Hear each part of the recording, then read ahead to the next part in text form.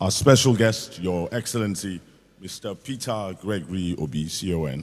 Our host, Mr. Osage Okunbo, Vice Chairman of the Board, NESG. Your Excellencies, very distinguished guests, ladies and gentlemen, welcome to the Summit House, the seat of the Nigerian Economic Summit Group, NESG. This NESG presidential dialogue is geared towards an opportunity of an informed engagement on critical themes driving the current state of the Nigerian economy and generating insights for the road ahead as we approach another transition in our democratic journey. By this, we provide another unique platform and opportunity for our special guest to discuss his economic agenda in an environment of civil discourse. We are privileged today to have the candidate of the Labour Party, His Excellency Mr. Peter Gregory Obi, CON, as our special guest in the series. Permit me to also formally recognize and welcome his team and all the eminent personalities to the Summit House. With these few words, may I now invite the Vice Chairman of the NESG, Mr. Osage Okunbo, for his welcome address.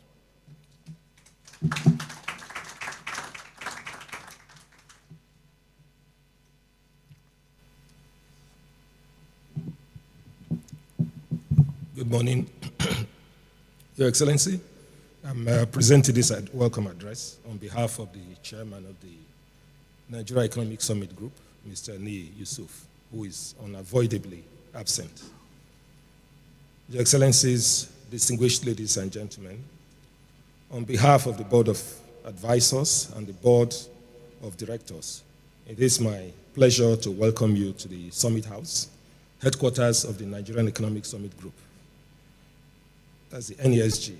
The NESG was founded in 1996 to give effect to a common and shared national agenda between the government and the private sector to reform the Nigerian economy into one that is open, competitive, sustainable, and inclusive.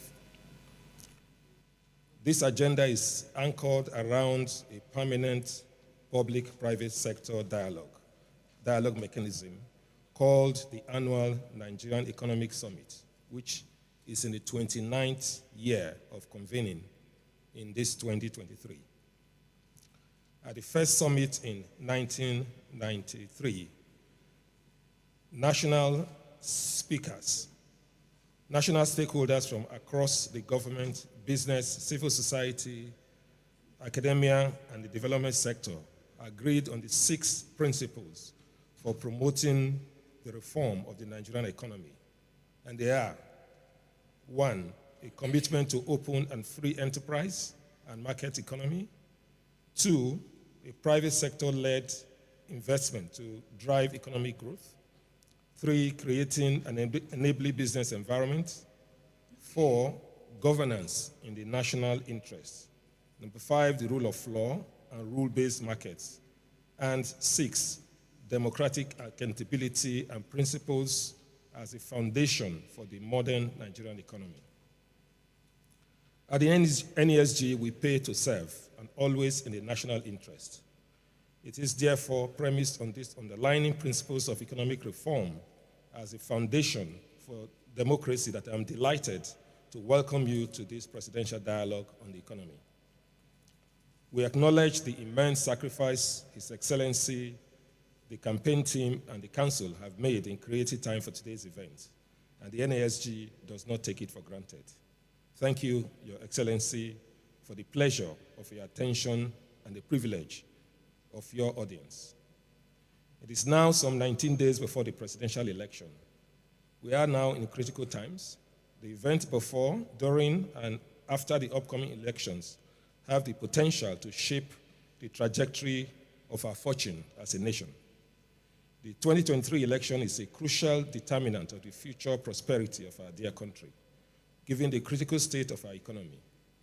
We have therefore witnessed a heightened sense of consciousness and alertness from citizens who are ever willing to engage in, interrogate, and participate in the electoral process at a scale not seen in the history of our democracy. The reforms to the Electoral Act has further strengthened our collective resolve. The challenge before us all, as political parties, nation builders, or concerned citizens, is to ensure that the key issues capable of shaping our economic trajectory are situated at the center stage in the political campaigns, dialogue sessions, and all other forms of engagements leading to the general elections to inform candidates as well as citizens adequately. As the 2023 elections draws closer, it is essential to provide an opportunity to engage with the presidential candidates on the state of the economy and discuss their strategies for tackling core issues plaguing the Nigerian economy. In the light of this, the NESG is in continuance of our tradition of providing a platform for sharing insights and perspectives on the Nigerian economy, has organized this presidential dialogue on the economy to accentuate further discussions on the roadmap towards an inclusive and prosperous Nigeria. Before we proceed to the items of the agenda, I would like to outline that the presidential dialogue would focus on the economic issues of macroeconomic, exploring macroeconomic instability, GDP and inclusive growth, productivity, inflation, unemployment, and foreign exchange, and fiscal management, delving into revenue, debt, and oil and gas reforms. Because today's entire dialogic engagement is focused on these matters, I would only like to note the following very briefly. Firstly, the macroeconomic stability has over the years undermined, the macroeconomic instability has over the years undermined our economy's efficiency and impoverished our citizens' livelihoods, especially our most vulnerable groups. Our economy has experienced 2 recessions in the past decade.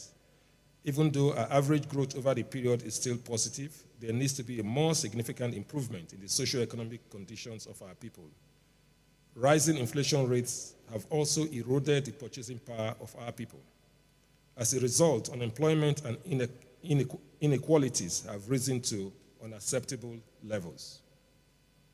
Secondly, in terms of GDP and inclusive growth, the economy's cumulative average growth rate is extremely low for a developing country or frontier market like Nigeria. The economic capacity to create jobs, reduce poverty, and enhance social inclusion continues to be limited due to the growth process remaining narrow-based. Also, we are experiencing a weak economic competitiveness as the structure of our economy needs to deliver the scale and magnitude of economic outcomes we all desire. Thirdly, Nigeria is struggling at the cliff of a debt crisis. While our debt to GDP ratio, including our ways and means, remains low, debt servicing to revenue ratios soar to unsustainable levels. Invariably, the next administration will grapple with a tight fiscal space if this trend persists. The evidence suggests that while revenue is a problem, other factors are also important. Our external position is critically worsening with continued fading foreign investments. The details of the NESG assessment of the historical drivers that got us here and the way forward are captured in our report, Understanding the Nigerian Economy, which we have prepared as a briefing document for those aspiring for the highest offices in our land. This report, combined with the 2023 Macroeconomic Outlook Report titled Nigeria in Transition, Recipes for Shared Prosperity, which was launched on the 18th of January, offers an extensive set of strategic policy options for driving sustainable national competitiveness and inclusive growth. We highly recommend both for your serious consideration, Your Excellency, and are open to, afterward, continue to engage on the matters you might want to explore further. Considering the enormous challenges confronting our economy, it is evident that the new government from 29th of May 2023 must be ready for office, demonstrate an understanding of the issues, and be capable of appointing the most competent people to key positions that can hit the ground running. Your Excellencies, ladies and gentlemen, it is the NESG's hope and desire that this presidential dialogue will begin a process that is more than us sharing our ideas with you, but a vibrant and dynamic exchange of evidence-based insights on critical issues on the state of the economy that allows our leading contenders for the highest office in our nation to distill strategic focus areas of policy priority, economic reform, and urgent action. This will help anyone elected to the office of the president understand the problems facing us as a country and the importance of well-articulated strategies for tackling them. Your Excellency, once again, we are honored to welcome you to the NESG Presidential Dialogue and wish yourself and every one of us a fruitful and value-laden deliberation. I thank you for listening.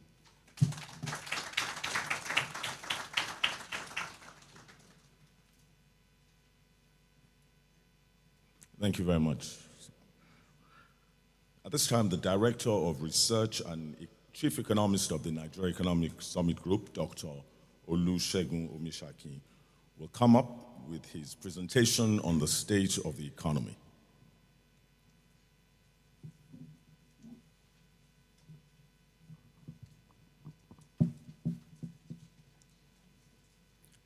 Good morning. So I would, in the next few minutes, present to us the state of the Nigerian economy.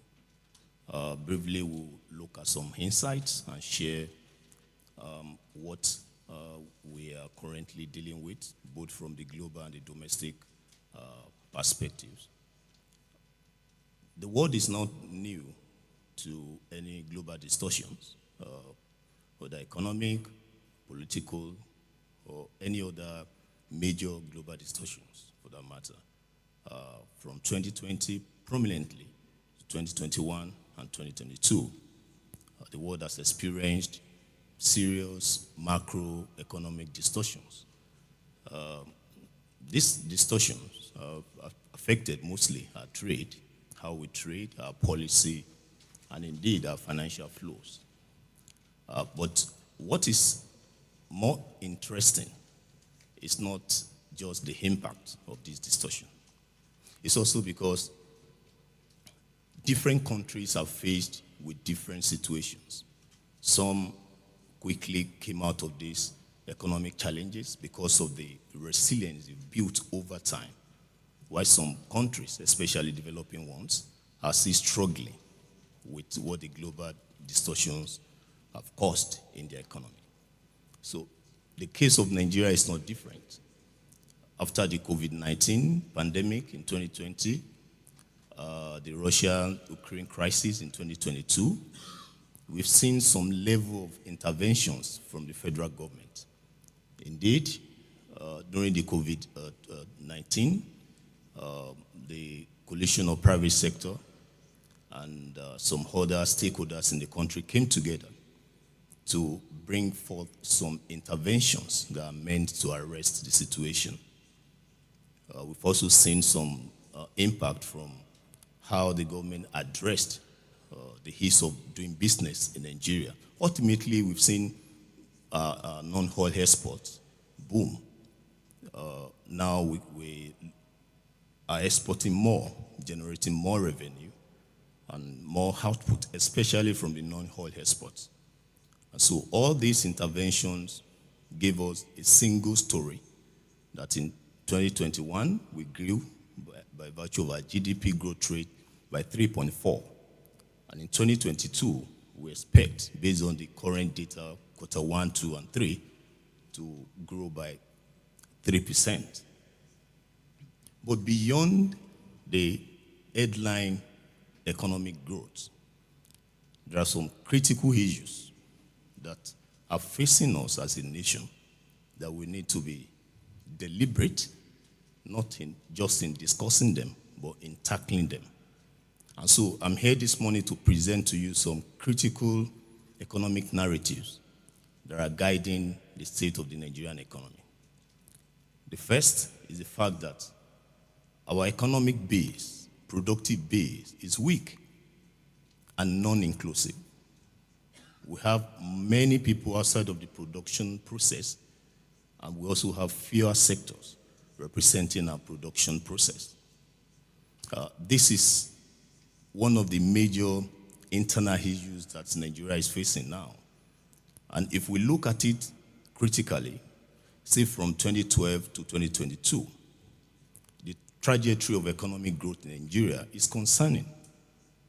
We have experienced 2 recessions, from one in 2016, another one in 2020. And these 2 recessions are majorly because of the global distortions, one from the decline in the oil price and the other from the COVID-19 pandemic. While we'll have at least recorded positive growth after all these recessions, but the key message remains the same. Over the years from 2012 to 2022, our average growth rate in terms of the GDP growth rate, real GDP growth rate, is 2.87%. This is not a growth rate that any country can be proud of. We need to do something very drastic, not especially as a nation that parades itself as the giant of Africa. Yes, in terms of our population and so many other factors that position us to be the best, at least in Africa. But if we look away from this growth rate and then we ask ourselves this basic question, how does this translate to the average Nigerian? We've talked about rates. There are 2 main messages here. From 2012 till now, on the average, our real GDP remains relatively the same. The size of the economy remains relatively the same with what we have in 2012. Even though in the nominal term we're increasing, again, probably because of the role of inflation and other costs in the system. And when we bring it further on the per capita level to say, okay, so how much would a Nigerian, an average Nigerian, how much is it benefiting from this? The message is still consistent, and the fact that an average Nigerian is losing his income every year when you consider the impact of inflation and exchange rates. So an average Nigerian's welfare is becoming eroded year in, year out. But one of the major factors why we are in this situation is because of our productive base. When you look at the sectors that are driving our growth, especially when you look at it from 2022, we have some sectors that are even growing at the rate of higher than 20% in real GDP. That looks impressive. But when we ask ourselves, what portion, what percentage of this growth of these sectors are being recorded in the aggregate economic GDP, then the story will change. I mean, for instance, we have sectors like mining, the sector grew by 25.8, but only contributes 0.2 to the national GDP. But we have a sector like agriculture that contributes large proportion to this GDP, but is only growing by 1.8. And this is a sector that we relied on for long, especially when we talk about the non-oil export, non-oil revenue, and so forth. The third message we could see from here is the oil and gas sector. This sector is not just growing, it's not just declining now. The sector has been in this state for some years. No wonder the process, the depth of the economic growth in Nigeria is still being challenged. Amongst these sectors, as we've talked about the oil and gas, there are critical issues in this sector that we think needs urgent attention. Number one, we expect to see a positive correlation between the oil price, global oil price, oil production, and indeed oil revenue, and to some extent, external reserves. But in the case of Nigeria, for some years, we've been seeing the negative correlation. As oil price increases, our oil production declines, and our oil revenue also follow the same direction. There are critical issues that could explain this. The sector is currently producing below capacity. Our production cost is one of the highest among our comparators, the oil exporting countries. We don't have strong investment in the sector, and we still have a lot of talk and policy positions when it comes to fuel subsidy removal or not. So all these factors are challenging the oil and gas sector. Because of the distortions that we've seen with respect to the weak and non-inclusive growth, we have seen how these distortions are permeating the macroeconomic environment. We cannot have a weak growth level where most sectors are not represented, are not functioning, and then we want to have a macro stability. Our macro stability shows clearly that a lot needs to be done. For instance, we're having challenges with our rate of inflation, unemployment rate 2012 from 10.6 to 33.3 in 2020. If we had the current data, maybe we'll be doing far higher than that. Underemployment rate, also the same signal. The labor productivity rate in 2012 happens to be around 17%. We are doing 1.7 now. The impacts these factors are creating are clear, especially on the rate of poverty. When we consider what we were doing in 2012, when we even believed that we had a very high poverty rate, which was around 33.1% in 2012, to what we are doing now, 42.6%, meaning that about 95 million Nigerians are poor. When we consider this poverty measurement from another perspective, not just the lack of income, but also the lack of education, health access, and so many other socioeconomic indicators, then we can say that about 133 million Nigerians are poor. This is not sustainable. And it doesn't matter how we view it when it comes to unemployment, whether by age, whether by gender, whether by level of education. The story is clear. We are doing far worse from what we did in 2012. Another critical narrative that needs our urgent attention is the fact that while it seems that we are doing fine with respect to the external performance, this has not translated to a broader gain, especially from the level of investment, foreign direct inflow, external reserves, and indeed the stability in the currency market. Now, currency market, now we have two types of currency market. We have the international currency market, and then we then have the local currency market. I hope you understand what I mean by that. When we consider our base that is weak, our production that is weak, the oil sector that is not performing, it's natural for us to expect that the federal government finance will be challenged. And that is why when you look at on the role of oil sector in government's revenue, we can see why the sector, the problems that we have in the sector, why it's leading to some other challenges. Our external debt now around 44 trillion naira. If we had that with our ways and means, that ultimately would be around 70 trillion naira. And that is not sustainable. We have other socio-economic challenges. Healthcare, lack of access to electricity, out-of-school children, which Nigeria house about 20% of the global numbers, weak competitiveness, and security challenges. These are critical issues that would determine the outlook of the Nigerian economy this year and indeed beyond this year. Most of the international institutions and local organizations have also come out to say that this year, the economic performance this year will likely be pessimistic, in the sense that if we continue this trend, we are not going to have a strong growth. On the average, most people are projecting 3% for real GDP.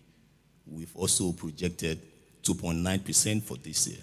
This rate is low, and it cannot take us to anywhere. And we may continue to have situations around unemployment, around monetary instability, and those issues that we are facing now. We need strong, pragmatic policy agenda that will look at these issues holistically. We need to ask ourselves what development means for an average Nigerian. We need to look at the role of markets and private sector. We need to play with incentives and costs in the private sector, in the market system in Nigeria. We also need to look critically at reforming the sectors, especially the oil sector. We need to look at the way we plan as a nation. There should be an integrated approach to planning that takes along subnationals in the affairs of the national government.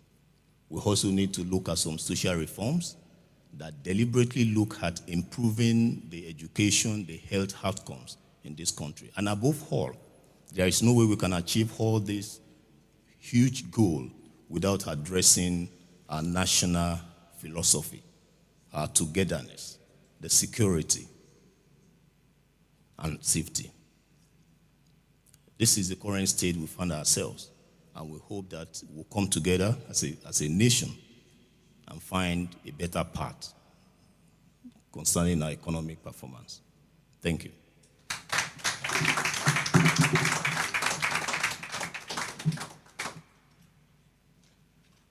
Thank you very much, Dr. Olusegun Mishaki, for your presentation on the state of the economy. At this time, distinguished guests, ladies and gentlemen, I would like to bring to the podium His Excellency Mr. Peter Gregory Obi-CON, presidential candidate of the Labour Party, for his keynote insights.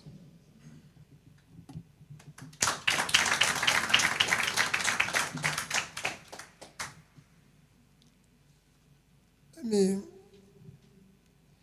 most sincerely apologize that I came in here late. I wasn't actually late. I arrived here before 8 o'clock, but the road to this place was blocked by some security people. So when Frank said he's here, I said, Frank, he can't be here. Don't enter where they will put us into trouble now. Let's find where it is, because I didn't know NESG now blocks the road. So I apologize for coming late. And I'm sure when it says to, let me start by thanking this wonderful organization for the opportunity of interacting with you this morning. When I look at what you have been able to do for 28 years, one can only say thank you, especially that you are doing it not being paid. It is uncommon. But listening to my brother, his presentation, and the presentation of the economists, I don't think there's anything for me to say. That's why I took their papers. I said, what is, for me, Brother Frank insisted, like he did in Chatham, I said, I must put something in writing. I said, Frank, there's nothing to write but to go and learn. I think what we should be looking at is, for 28 years, you've existed using your own resources annually to write what I think is an inclusive, very pragmatic reports and everything. I think what is missing link is, how do we start implementing this thing you have been writing for 28 years? If I present another one here, probably written by people I've organized and something like that, it will only add to it, and it's not as actually as detailed as what I read this morning. So for me, I would rather do the interaction, and after that, do my little presentation. Because I told him, I said, your paper is better than my own. And I'm being frank to it. And the other man came with even a more daring debtor. That's why when he was passing, he said he will print a new one. I said, no, give me this one. In case if I don't see you again. So for me, really, it's about Nigeria doesn't have the paucity of studies and researches and papers that can change Nigeria. And we're not lacking in the human being that can do the work. What is lacking is leadership. And that what I think NESG should be looking at now is, among these 18 persons, who do we trust that at least he will start listening to us and start doing the right thing? Because for 28 years, the presidents and vice presidents have all been to your function. And they always say, and I've been a member, and always say, I want to see the report at the end of this. And that report reaches them. But that report ends unimplemented. So this is time for you. I spoke to some top businessmen yesterday, and I said to him, the problem is that you have been insanely complacent when it comes to issue of who is the leader. That is the problem. Now you have to take ownership of it. Now you have to be involved. Don't wait to follow again. You should now lead by ensuring the right people are there. People who have an idea of what you're saying. People who understand the difference. This election is an existential election for Nigeria. If we get it wrong, forget it. All of you will be planning how to be refugees, and nobody here can be a refugee. I can tell you, none of you. We have a country today where it's virtually qualified for a failed state. The two ingredients of failed state is when you're no longer in control of your territory. Nobody will ever say he's in control of this anywhere in Nigeria. Everywhere I go now, people say, don't go here. Don't visit here. Don't go here. Even the military will shock you. Will tell you, don't come here. It's not safe. Police will tell you, we can't go there with you. We are told not to go there. Police. People don't go there. It is that bad. I've been to places where police say, we can't go with you because we are not authorized to go with you.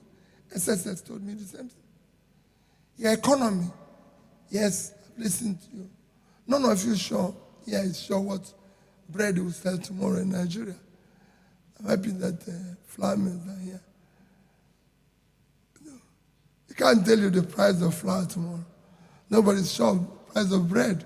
Even as we're reading these figures, they've gone worse. Some of the figures I saw this morning, like unemployment and everything, it's gone worse. The only thing we've produced in the past 10 years is poverty.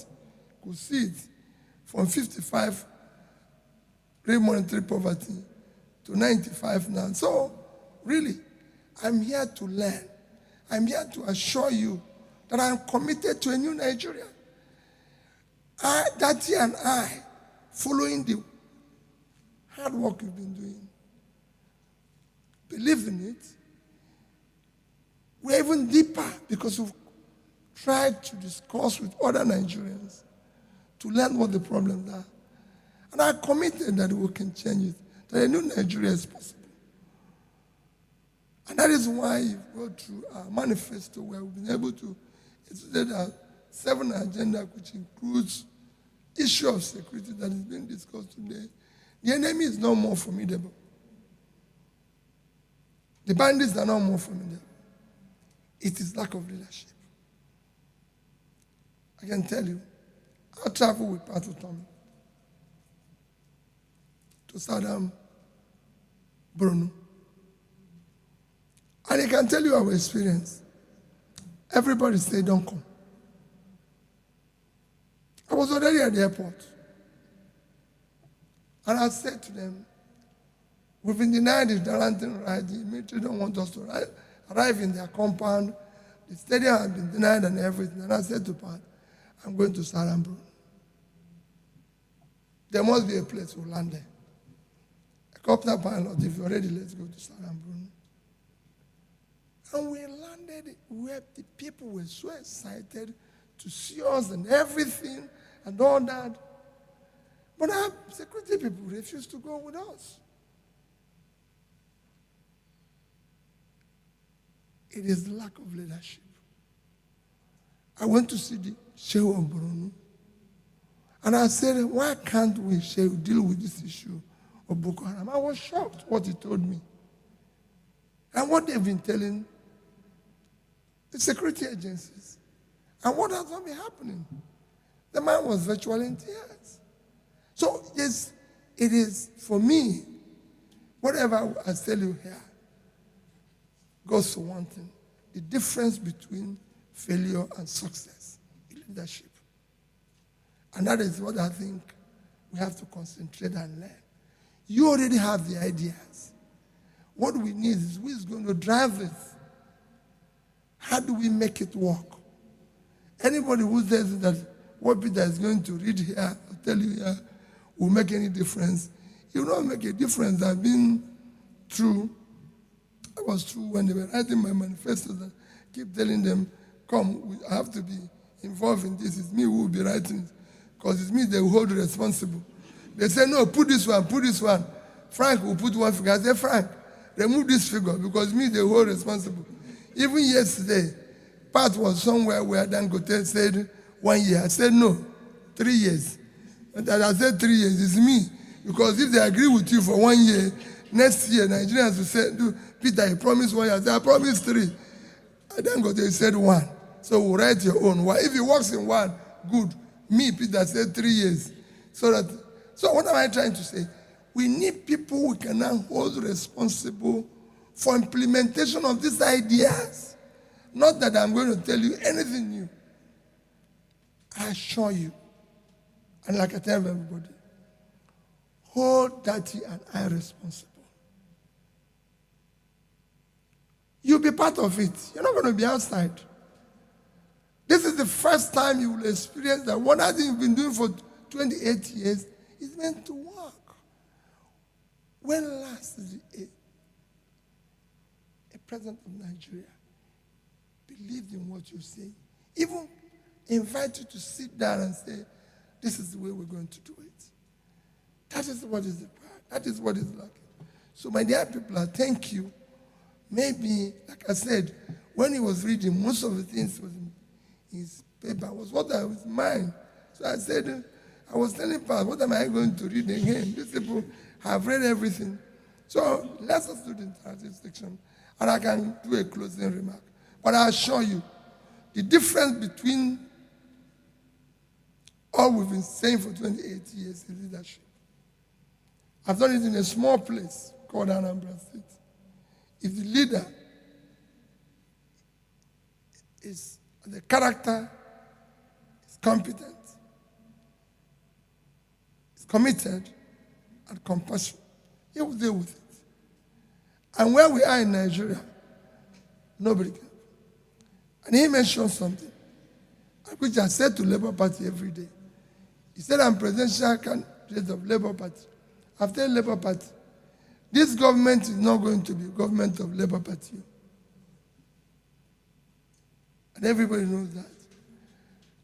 If we win an election, you're a party member, you're different. We're going to find the best Nigerians all over and form a government of national unity where, and it must hire people who can look at my face and say, Peter, you're wrong. That is the problem of Nigeria. I've served as the governor. If I didn't have people who told me I was wrong, I wouldn't be here talking to you. Because people outside there are all praises and telling me everything is going right, even when I'm seeing it's bad. And that is where I urge you to join what we're trying to build, this new Nigeria.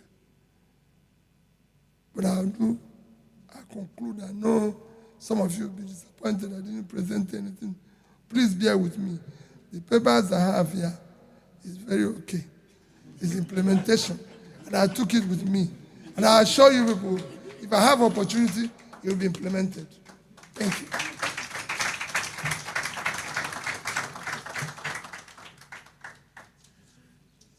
Your Excellency, distinguished guests, ladies and gentlemen, our moderator for the interactive session is the Executive Director, Policy Innovation Center, Dr. Osasu Idirisu.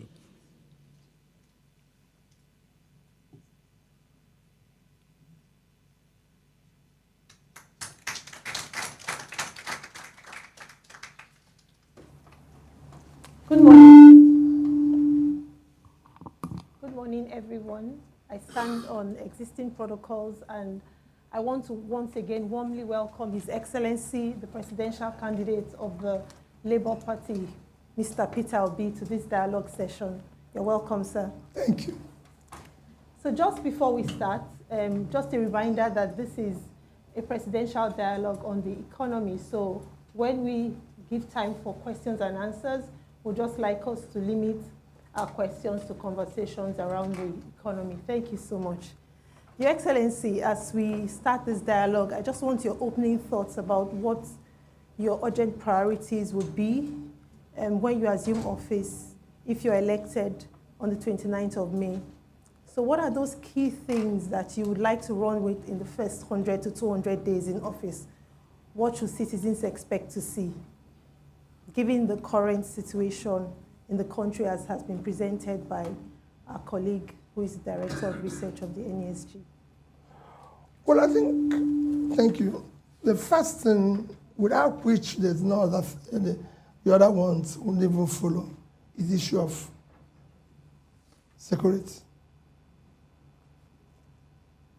We'll aggressively, from day one, start dealing with the issue of insecurity, which have said that the enemies are not more formidable. I've traveled all over Nigeria. I've been to places that people said you can't go, like I mentioned. I've been to Pew in southern Borno. I went to Kaltango in Tango, southern Gombe, where they say we shouldn't go. I went to Mubi in Adamawa. People ask me, why Mubi? As governor, I buried one day 20 Anambarians who were killed in Mubi. So when I arrived at Adamawa, I said, leave Yola, I want to go to Mubi. And again, they told me the same thing. These places you're going, you're not secure, we didn't have police, we don't have anything, and everything. I said, well, let's go there. People live there. I went to places, and so issue of security of life and property is our number one priority, without which there won't be any other thing. Following that is the issue of trying to bring in some intangible assets that I can call low-hanging fruit, ensuring the rule of law, law and order, and a great environment that will start making people to have confidence to start investing in this. And of course, our main mantra is to remove the country from consumption to production. As you can see in the presentation, you see that everything here revolves around lack of production and not doing the right things, being a productive country. That's basically what we'll focus aggressively from day one. Okay, thank you, Your Excellency. So within those first 100 to 200 days, we expect to see traction in the area of security. I can tell you that from day one, activity in Anambra, from day one. Because there's no other thing to do, because the president is not even secure today. They're telling him places to go, and he say, you can see the president now being asked not to come to a state. So what else is he going to do if he cannot even move around? So from day one, even as I speak now, I'm the only candidate who have said I've interviewed the AG of police, I've interviewed all the security heads. The day I went to see the president AG of police, he told me why he was. I said, listen, I don't want to go into office and start telling people what I saw when I come in. I want to see everything from outside. So if it's not possible, let me stay where I am. So from day one. Okay, thank you, Your Excellency. Our numbers, like have been presented here today, suggest that there's been economic growth, but that growth has not translated to improved socioeconomic conditions. It has not even translated to improved living standards. Living standards at an all-time low in Nigeria as we speak. And then given the rising unemployment and underemployment, with youth disproportionately bearing the burden of this unemployment crisis, what are your thoughts around improving or scaling employment opportunities when you assume office? Well, for me, when you move, like I said, from consumption to production, what I expect that comes with issue of creating jobs. Today, you have most of them, even from the rest that have been shown here, you have most of your states, most of the subnationals virtually living on sharing whatever they can get from statutory allocation. There's nothing happening. Even the so-called productive sectors like our manufacturing sector, everything, look at the percentage our manufacturing sector contributes to GDP. That's less than 10%. If you check all other countries, that's the comparable countries, is about twice that minimum. The agriculture, which is actually contributing more in terms of almost 26%, again, those who are involved in that sector will even tell you they're not doing anything where it should be, considering that near over 50% of our arable lands are cultivated. So there's a lot of improvement, and you see a lot of government measures that is being advertised in TV. They only end up in TV. Most of them are actually not scaled down to where they will be. You only hear those good figures on TV. So we're going to do it differently, where we're going to ensure that all those programs and everything are actually executed in a manner where they support the industries. But you can't do all this without dealing with the issue of power. And I've said that if you do the right support to power generation, transmission, and distribution, considering that it's been shown that power alone, if you get it right, can add up to 2% to your GDP. We are looking at figure 3. So if we have a sector that can add another 2, I'll do everything possible. We'll do everything possible to ensure that that sector is up and running. And then consider that manufacturing is where you're going to create jobs. If you look at our manifesto, we say we're going to have an agrarian revolution that will support the industries and lead to exports. In doing all this, you'll be able to create jobs and be able to start pulling people out of poverty. Thank you. What specific sectors would you be focusing on? Because the scale of the problem is huge. So what sort of sectors will you be focusing on to? Agriculture.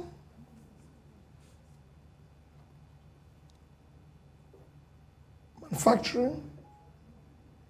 And we support it in such a way that you focus on export. There's other areas where you can, of course, try to develop more, even in entertainment, even other areas that have shown growth from what is happening in ICT. But these are the fundamental things that a target that Nigeria must feed itself. Because we have our biggest physical access is uncultivated land in the north. And when we talk about poverty and youth unemployment, the north is where it is worse. And that focus on the north, considering that there are vast uncultivated land. I was telling somebody yesterday how I went to prison to discuss Niger State. You have 7 local governments in Niger State is under control of bandits. I discussed with the governor, the present governor. He can't even go there. Nobody goes there. Schools there, everything is shut down. So what I do is that I took a tour. I went to the prison to see the young boys who are causing this problem, who have been arrested. Why did you do this? He said they have no job. Said, so how much were you paid in the last operation? 20,000, 30,000. None of them was paid more than 30,000. And that's what they paid them to kill somebody. And I compared that. I went to Kenya. I went to the flower fields where young people were cultivating flower. They were being paid $100.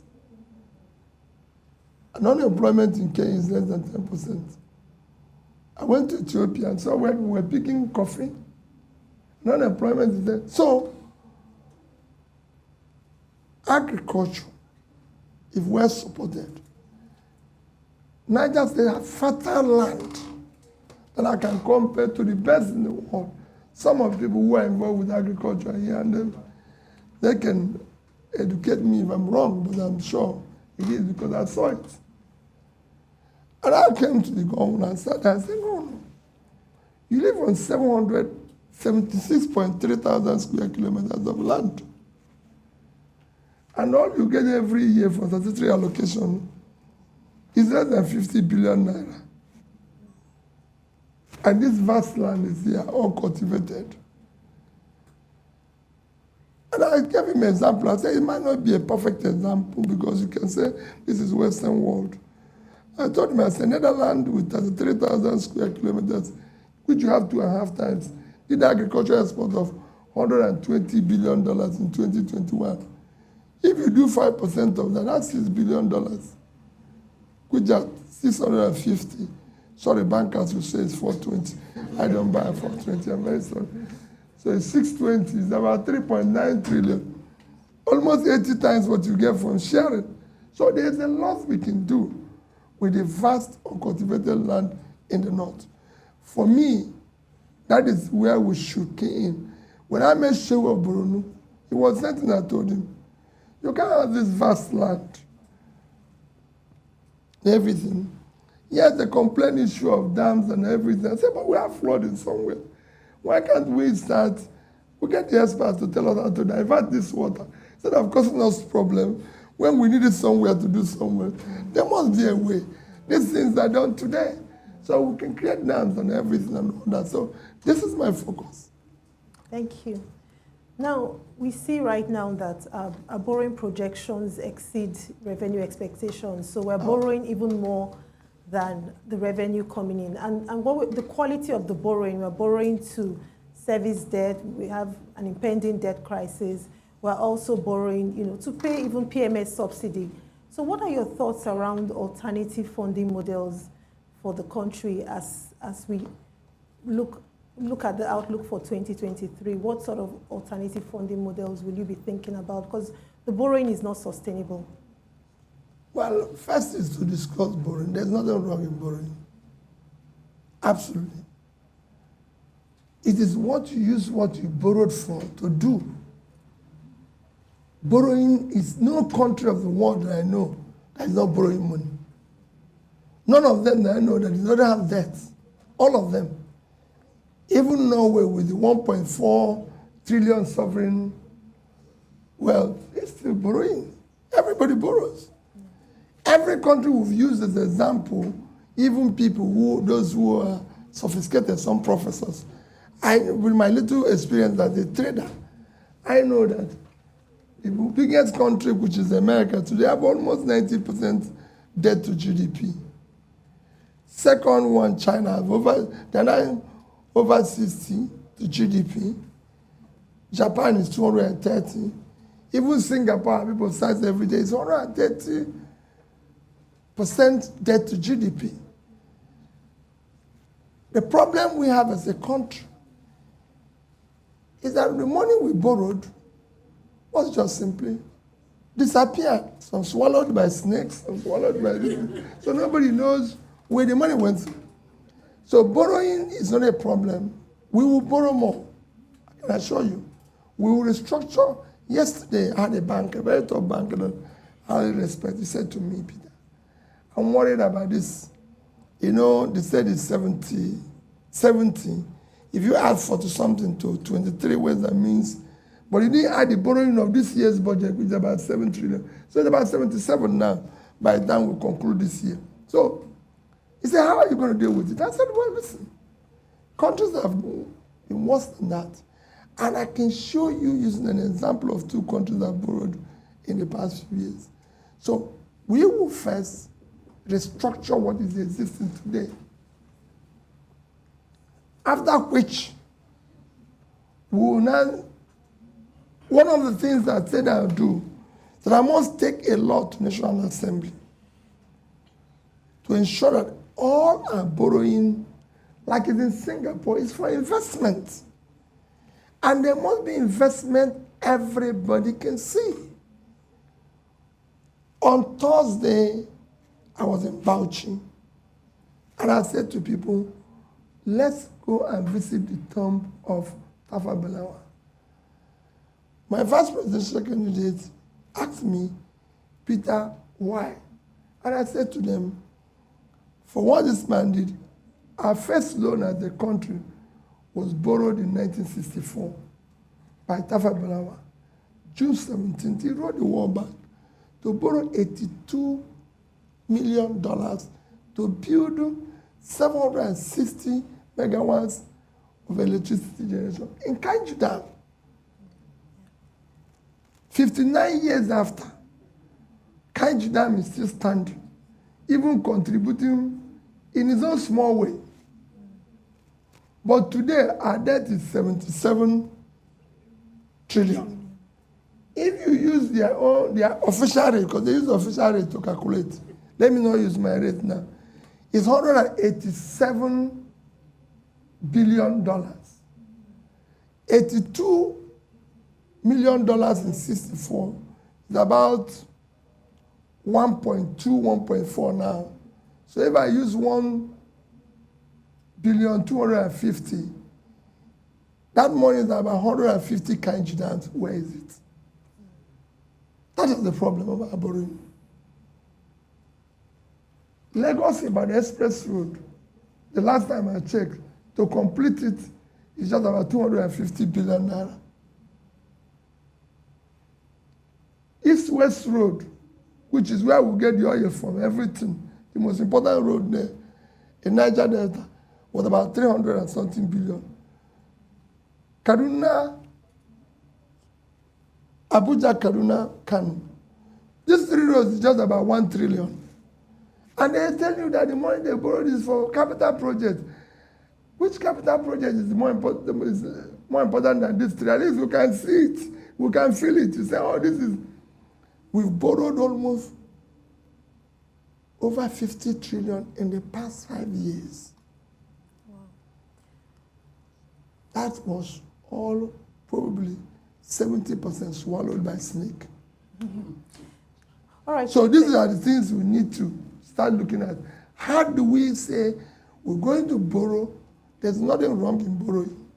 But it has to be for investment. For investment that is visible, transparent, verifiable by the citizens. All right, Your Excellency, let me throw and then because the other things you mentioned there is the issue of we're borrowing to pay subsidy. And you know that subsidy is organized crime. I've said it, day one, it must go. Because I've challenged it everywhere. I've said it time that number. We are 215 million thereabout. Pakistan is about the same population. They have more roads than Nigeria. I don't know whether they have more cars because I haven't checked. But their road network is more than Nigeria. And they consume less than 50% of what we consume daily. So we must find those who are drinking the fuel, the fuel, and give them water because it's better to drink water than to drink this thing. And then use the resource. So that will go from day one. All right, Your Excellency. And we support. So no more any form of subsidy. If we're going to do it, it's something that the people will see the convincing economic reason, maybe in certain areas to spur growth, we can do that, but not in consumption. Thank you, Your Excellency. Let me throw it open for questions. Please, if you have a question. Yes, please.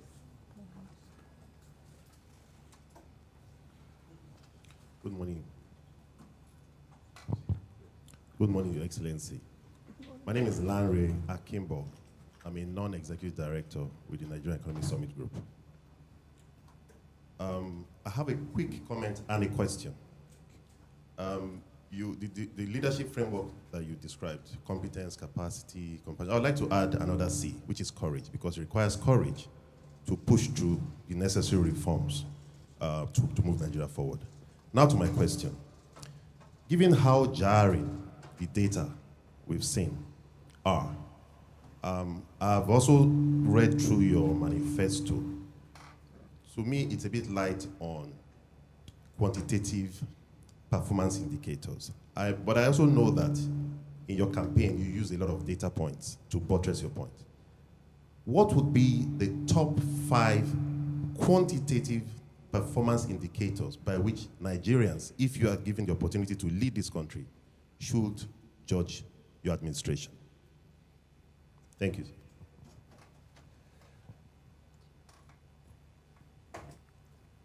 Thank you very much. I think I've answered maybe 3 of them, so I add more. Charlie, the reason why it is not, at least thank God they said it's the best manifesto among the others. So, but the reason why I didn't go into that is I was waiting to come here and learn more of what I'm going to add. Because if I put everything, I don't know what is going to happen. I'm serious. You must leave room because you don't know everything. I cannot go. I told you that. I gave you an example yesterday, and it happened yesterday. I called him. I said, we can do it in 1 year. I said, no, give me 3 years. Because, I've served. There are things inside there that nobody's seeing. Because people live off that confusion. These things you see, people live off it. They're not going to go away easily. So you need time to also manage them. That's why I added some years for their management and work. So I talked about the issue of security. I've talked about the issue of unity in the country. I've talked about the issue of this. And I can go on. Those things you see there are light. I would like you to help me to add the things that I need to add that will make it work. Because that's why you're here. I'm being honest with you. I spoke to a former American president. We had a very lovely meeting. He said to me, Peter, he asked me a question. What is the most important thing you think in leadership? I said, listening and learning. He said, can you do that? I said, yes. He said, you will do well. Because I can tell you, when I became president of America, half of the things I didn't know it before I came there. It was by visiting all those chambers, and I came out with the idea that was more superior than what I came with. The difference between what I'm going to tell you now, which I said before, is implementation. Even if the worst person had come to Nigeria who didn't know anything, I started implementing what people have been writing for 28 years. Things would have changed. Just said, I was telling them a story last night about Abacha. How we were almost supposedly be arrested for not paying duty. The port was congested. Everything was. Under Abacha, you clear goods so faster than you can do today. And we did everything. So we're supposed to be under arrest because they said we didn't pay duty. We didn't do anything. So we went to Abuja to see Abacha. We were 100. They said they were going to lock us up. Only 30 agreed to see him. And when they said I should speak, I started talking. Halfway, the man banged his table and said, call I need the minister. He said, form today. Put the congestion. You see this boy who is talking, which is me. Chairman, thinker. That's how I got involved in the port. And when they finished it, everybody was clapping for Apaja for clearing the port. But All he did, he took decision by listening to us. That's all. If all these that have listened to you, we won't be here talking. We would have been showing different data. So for me, it's a learning process. My manifesto is light on it, but all those things you saw, we will religiously follow it. Maybe increase based on what you're saying now. And I urge you, I'll be calling you, you give me things to add. I'm being honest with you. I'm collecting data like I'm collecting today. I'm adding them. Because I must run with them where people will say, this man is serious. Thank you, Your Excellency. Thank you very much, sir.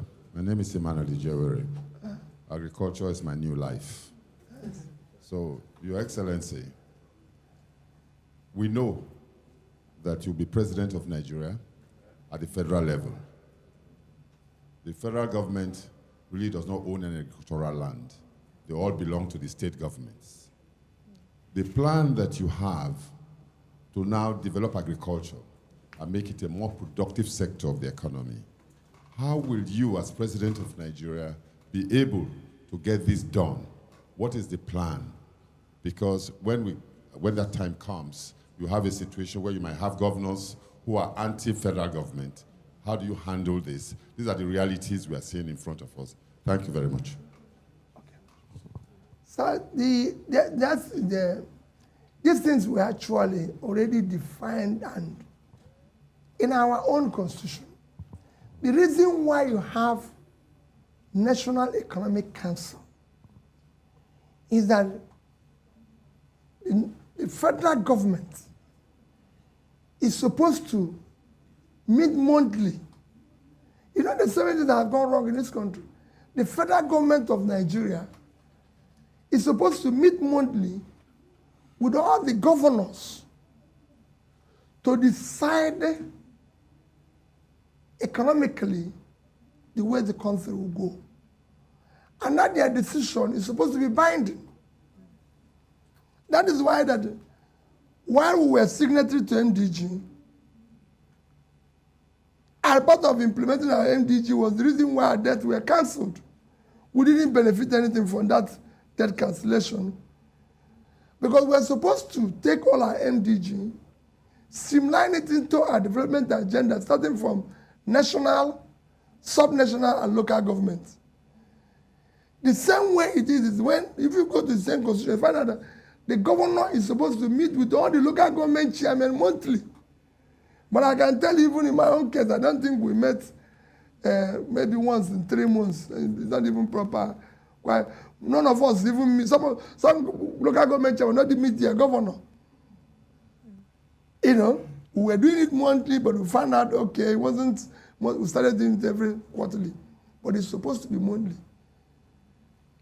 With that type of meeting properly implemented, I can assure you, no governor, anybody who says that governors might not oppose the president is not true. It is the president. I was telling somebody 2 days ago how a Lagos State governor spoke when he had an issue. And I was telling him, I said, can't you phone the president? Don't the president talk to you? And I was shocked. Under Yaradua, under Obasanjo, you can reach him. Under Yaradua, he calls every governor every month. He must call you, Mr. Obi, I think the state, okay, in your state. Is your state working? So there's no way you can have that, no matter which party. I govern the Anambra State with 30 members. No, none of them is from my party. No local government chairman from my party. No senator. No House of Rep. And I work with them. It's a question of how you deal with it. Even Niger State governor told me who is the outside. It's ready to give everybody land. But nobody can go there if there's no security. If you give somebody land where he will go and he will come back alive, will he go there? No. So I can tell you, the North is willing. They know it themselves. Whenever I talk about the vast land in the North, they know. And they are willing. And their communities are willing. Because you're not taking their land. You are saying For example, we're doing ad growers. Am I right? The thing is that when you go, you don't see that thing they announce in TV. I'm sure you are involved with it. Nobody sees them on the ground. Everything they announce, SME support. I went to Aba, no SME got the loan. I went to Newi, so I went to Alaba. So I was wondering where the SMEs. I even went to Ghana, asked whether there's, but it's not. So the same thing is what they do, that growers, whatever they call them. But if you go where it's working, because all this is we learn it from somewhere else, before we bring it here, if you go where it's working, there's usually tied to a major facility, who is the miller, who now needs the people, who is actually the person they give the loan. But how can you go and give a senator money to go and give out grants and this disappears? So we're going to do it rightly. And it's not going to be done by government. We have a bank of industry. I've gone to other countries. These things are driven by the right process. All you do is to have a physical situation to support it, that the interest rate is low. But it must be done through a proper channel. What is the Bank of Industries celebrating? And so when people came to celebrate, they brought the rice paddy in Abuja, which has never been done in any country in the world. And the rice people were celebrating the CBN governor instead of the Minister of Agriculture or Bank of Agriculture MD. They said, what has CBN to do with rice? So these are things, we do things properly. We'll get it to work. Thank you. Good morning, Your Excellency. My name is Adenike Adeyemi, and I'm the lead facilitator for the NESG's MSME Community of Practice. A number of the initiatives you've talked about in terms of driving the economic growth lie in also the ability to enable micro, small, and medium enterprises to do that. We just finished a 3-day retreat at the NESG, and one of the things we talked about was the right regulatory and policy environment. And a major issue, which you've also indicated in your manifesto, is streamlining and harmonizing taxes. And part of that issue is not just at the federal level, as you know, but also at the state level. So to date, an MSME has at least 40 taxes, a lot of them levies, and in some states and local government up to about 77. This is nothing new. Past administrations have talked about streamlining and harmonizing taxes across board. What are you going to do differently? Thank you. Well, what I'm going to do differently is that I told you about the issue of streamlining development. The reason why we failed in MDG is that China, today, the success of MDG, the example is China. We were signatories in year 2000 with China. But in 15 years, China used the same thing to pull 409 million people out of poverty. But you saw our own, the poverty increased. The reason, and if you go and read the documents of the debt forgiveness and everything, it was actually meant for implementation of the MDG, because Obasanjo, who went around doing this, wherever he is asked, I've seen people in America tell me, when he came here, he said, we know what to do, but that we have a debt overhang. Even this debt can be forgiven. So that's what we preach. And because I was asking that question, because I wanted to know whether we can come again and say, forgive our debt.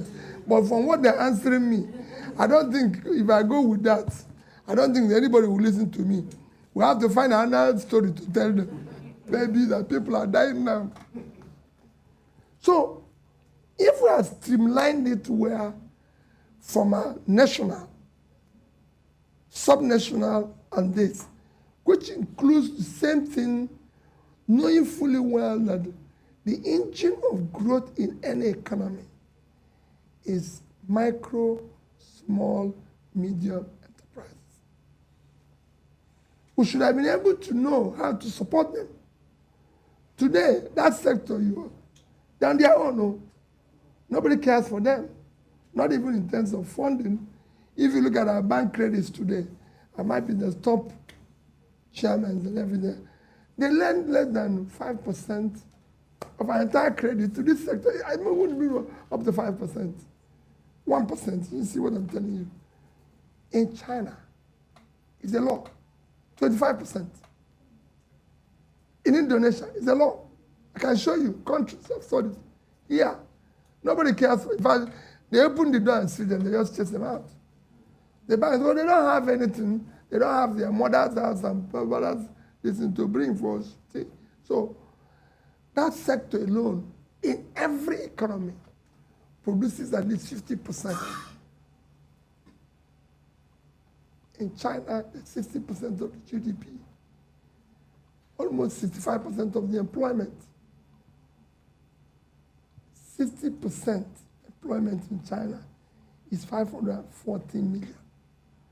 That is 2.5 times our population, if not 3 times our population.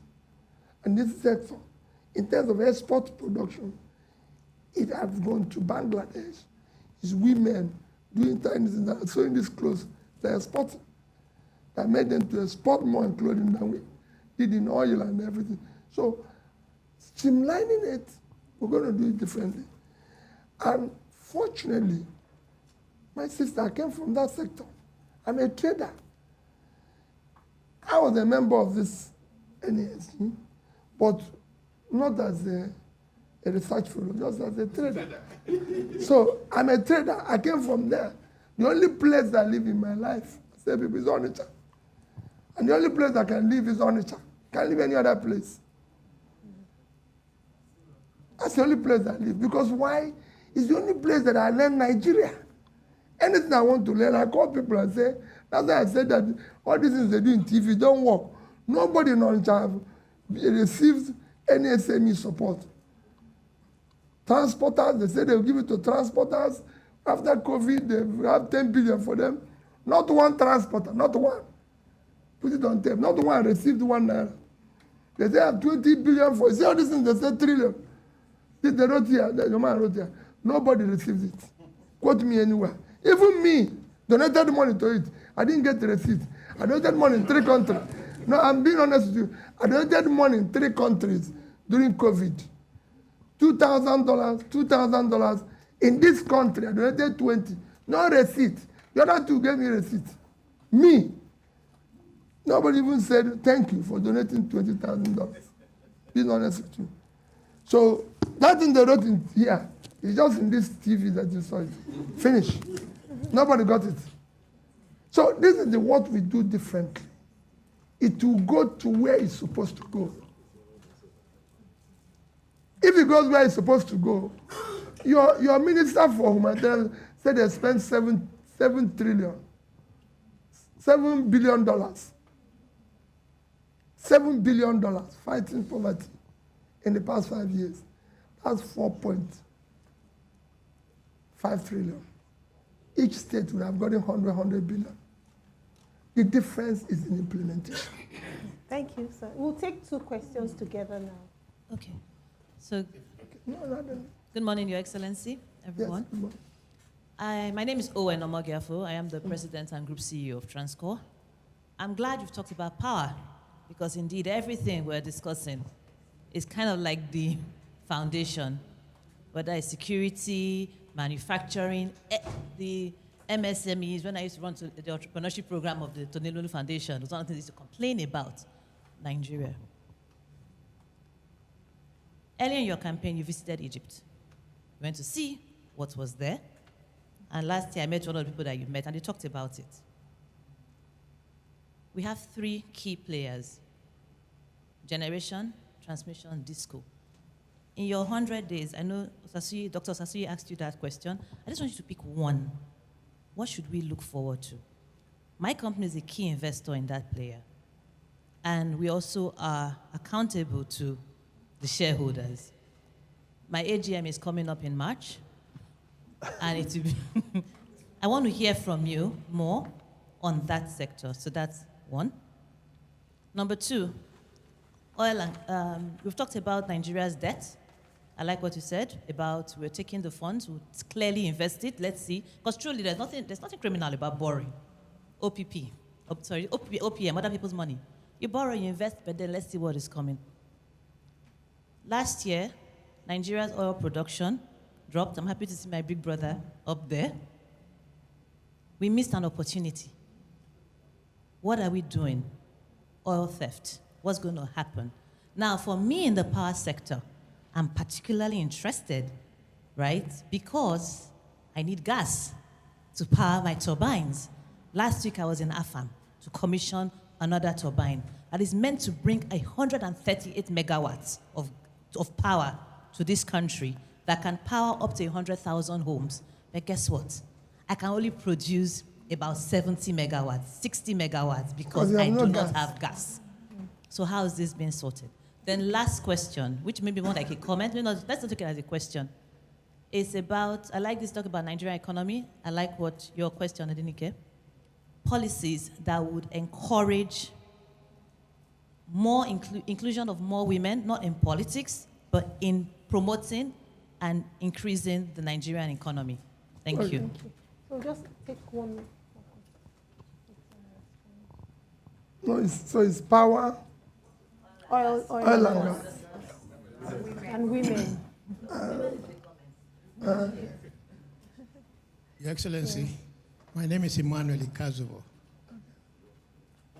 Your Excellency, you know, a major problem we have, one of the problems we have in Nigeria today is that all the foreign investors have taken their money out. No one wants to bring in money because everyone is waiting. First of all, February 25th, the result might make some of them take a final decision whether they really want to be in this country or not. But beside that, the exchange rate, exchange difference, what do you think your government will do? Because we have this black market and the official market. No one wants to bring in his money into this country at an official rate, and you are asking them when they are taking it out, they can't get the official rate, they have to take it out at a black market rate, which means they're running it at a loss. What can we do, or what will your government do to ensure that we harmonize the black market and the official market? Or we should have one rate which everyone, all businesses, will use for bringing in and taking out their funds. Thank you. Okay, let me even start with I won't take your question away when it talks about the issue of race with even what my sister asked about multiple taxation. Because you say multiple rates, we will not have a multiple situation. Just like we do with taxation. If we have SMEs, we should be able to say, because the three levels of government sit together, we should be able to say, this is where we stand. And people will see it implemented. I was governor of Anambra State. You can go and check what happened there with the issue of, say, multiple taxation. Same thing goes with what you're saying. There will be one rate. This nonsense cannot continue. Cannot continue to allow people, we work, countries' rates have changed. Several countries have decided to have bad rates. And because they did the right things, the rates came reversed. Last year alone, because Angola did the right thing, their rate came down from almost 600 to below 400 when the oil price was there. We didn't, our own headed the other way around. After election in Zambia, the kwacha went from 22 to 16. And I can show you so many other countries where that changed. What is driving our rate of exchange? Rate of exchange of any country is driven by reserve. You people should know better. I'm talking at the trader now. And what drives a reserve? Your exports. What did your country export? A country as big as Nigeria, 200 and something million people living on 923,000 square kilometers of land, because we're not producing anything. Our total exports in 2021 is 18.9 trillion naira. If you use my rate, it's under $30 billion. It's unacceptable. Compare it with countries like Malaysia. Less than a third of our land, about 290,000 square kilometers, with about 34 million people. Their export is over 250 billion, same year. Compare it with a country like Vietnam. 331,000 square kilometers, a third of our land again. half of our population, export over 350 billion. We couldn't do 10% of what Vietnam is doing. 95% of what they export is manufactured goods. Vietnam did more in footwear than we did in oil in 2021. Our oil is between 15 and 18 billion. They did about 18 billion footwear. What is the footwear? Our 50,000 shoemakers in Aba. And they're 30 minutes away from the ocean terminal to export their goods. So this is not anything. It's something we can do. There's so many things we can do to generate even foreign exchange. Look at us here now. Ethiopian airline, Ethiopia is at the edge. They are the transshipment for Africa. Even our people go there to transit. Nigeria is the center. Nigeria is middle of Africa, it's in the middle. We should be transmission hub for the whole Africa. But because we're not doing anything, our shipment and airport should have been the shipment for the whole of Africa, because we are the center. But we now go to Ethiopia to take flight to Dubai, go to Ethiopia to take flight to this. There's so many things this country have that if you explore properly, can change the country. What we need is implementation. I've been governor. Anambra State was one place nobody wants to touch. Schools were closed. Things were not working. We didn't do anything different. I tell people, they say, oh, people who are working. I said, it was the teachers who were teaching when we were number 26. They were teaching when we were number 1. We didn't change the teachers. All that they changed is that we brought in new leadership that wanted to do the right things, and we focused on doing the right things, and it changed. What you said about, my dear, about oil and gas issue is a very sad that Nigeria is sitting on gas. Gas alone today, if well managed, can give us more money, no, more than we get from oil. Thank you. So we're going to, I won't tell you what I'm going to do in 100 days. I've said it to people. I'm not talking about 100 days. I'm saying that we're going to change it. If South Africa can declare emergency in power, we will declare war. Because they are generating almost 50,000 already.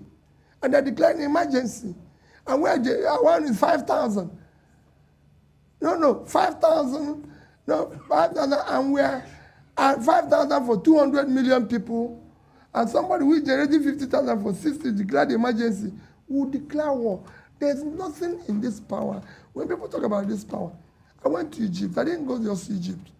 I didn't go to India. But the 3 best countries in power, as you know, because it's your sector, in the past few years, we've doubled their power generation. Is Egypt. Egypt is now exporting power to Europe. It's Vietnam, and it's India. So luckily, they're all third world countries. That's why I went to study them. Maybe there's something they did that is sophisticated. There's nothing. Absolutely nothing. It's something God knows now. Thank God you met the people I met. I went to their offices and everything. Saw even the means. I went to the power. What they did is that it's very simple. They found out what you said. They found that it was after the Arab Spring. They found out that power, education, health was a critical thing they needed to do to solve their problem and bring them to be domiciled in the presidency. As you know, power is an emergency issue in the office of the president. In fact, everybody in Egypt knows what is being generated. There's a board in the presidential office. There's one in the ministry. Everybody. I went to the three places. They will say, this is power we're generating. This is what we are consuming. Yeah, we don't even know. Every Nigerian hears every day. Generation. Which one? The other one collapsed. The other one up. No. We can't continue that. We will invest. Just ensure that the right support is given, one, to you, the existing people. Again, deal with the issue of transmission. We'll unbundle it. It can no longer go on the way it is today. And then deal with the issue of distribution. I believe that the right support can change it. Even in our manifesto, I said, we'll ensure that we'll finish what is existing with Siemens, because I discussed with them what is happening. We believe that if properly implemented, supporting you people, we'll be able to do this by the end of this year, maybe 7,000. And then we'll put in 15 million, because what they showed me in Egypt showed that these things can increase annually. It's not going to take years. It's a question of the rights, doing the right thing. That's what we're going to do. Can I push the thing back to you, to the NESG something? I'm talking to my brother here. Back 30-something years or so ago, Shell had led a process that was concluded of pipe gas all the way to the industrial hearts of our country. Into power generation, everything was approved by the Federal Executive Council.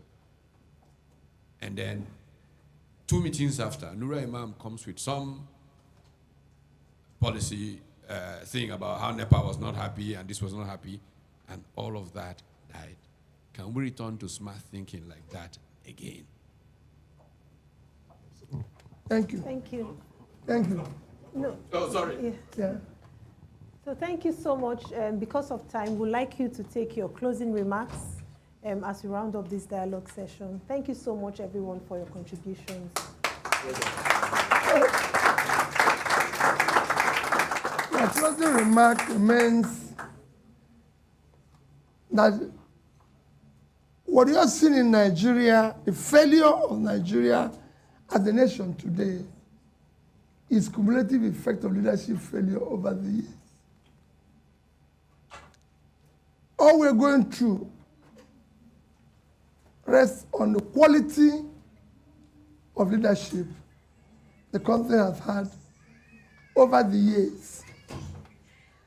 And that the difference between where we want to be and what we're getting is leadership. If we have the right leadership that is ready to implement the ideas that have been well documented through the NESG and other bodies in Nigeria, Nigeria will be a different thing. An assurance I'm giving you is that this month's election, please, it should not be by ethnicity or tribe. We voted that in the past. No tribe today buys bread cheaper. Everybody's hungry. This poverty we saw across the board. It should not be by religion. No religion buys bread cheaper. This poverty we are seeing is across the board. It should not even be by anybody's tongue. We've awarded people on their tongue. It is you now to take back the country and let it be different. All I'm offering you is that and that comes with a new Nigeria, a new thinker, a transformative and committed governance that will be all-inclusive, that will make Nigeria work, that will make every Nigerian feel, I'm a Nigerian, no longer East, West, and everything. And it will be the end of the old generation. we must now start to build Nigeria. The people here can change Nigeria. And I think that is what we should do. God bless all of you. Thank you, Your Excellency.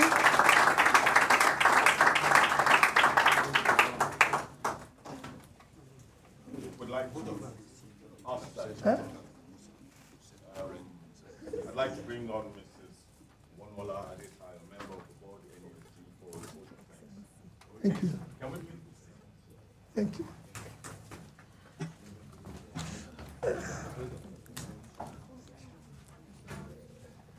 Sorry, I have my. Your Excellency, Mr. Peter Obi, other elder statesmen here present, distinguished ladies and gentlemen, on behalf of the chairman and the board of the Nigerian Economic Summit Group, we wish to thank you most sincerely for making out time to attend what I call this all-important NESG event.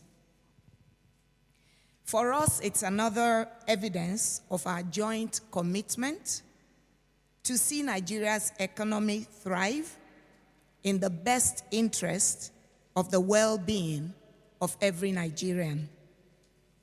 It is on this note that the NESG wishes to assure Your Excellency, in the event that you secure the ticket in the coming election, we are willing, able, and ready to partner with you, again, in the best interest of Nigeria. There's no doubt that we need to get the Nigerian economy out of the woods and put Nigeria back on the path that sets her in her rightful place in the Committee of Nations. We therefore wish you the very best in the coming elections and thank every one of you for your presence here this morning. May God bless the Federal Republic of Nigeria. God bless you all. Thank you. Before we take the group photograph with our special guest, can we please rise for the national anthem? And the photographs will happen just outside on the foyer.